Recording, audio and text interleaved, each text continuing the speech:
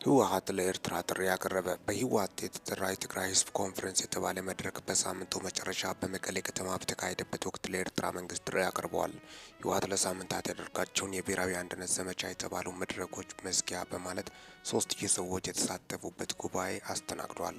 የኮንፈረንሱ ተሳታፊዎች በትግራይና ኤርትራ መካከል የህዝብ ለህዝብ ግንኙነት መጨመሩን በማንሳት አድናቆታቸውን ገልጸዋል። ከዚህም በተጨማሪ ለኤርትራ በተላለፈ መልእክት በአፍሪካ ቀንድ አንዣቦ ያለው ጦርነት ለማስቀረት በጋራ የመስራት ጥሪ አቅርበዋል።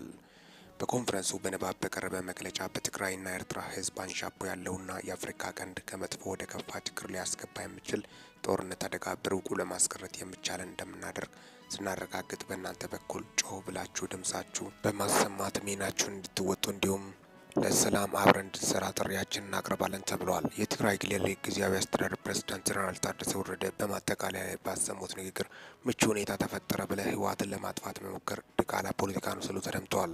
ህወሓት ልጠፋም ሆነ ልድን የሚችለው በውስጡና አባላቱ ብቻ ነው ያሉት ጀነራል ታደሰ ወረደ ፓርቲውን ለማጥፋት ይደረጋል ያሉትን ሙከራን አውግዘዋል። በፕሪቶሪያ ስምምነት መሰረት የህወሓት ህጋዊ ሰውነት እንዲመለስ ለኢትዮጵያ መንግስት ጥሪ ቀርቧል ሲል ሚዲያ ዘግበዋል።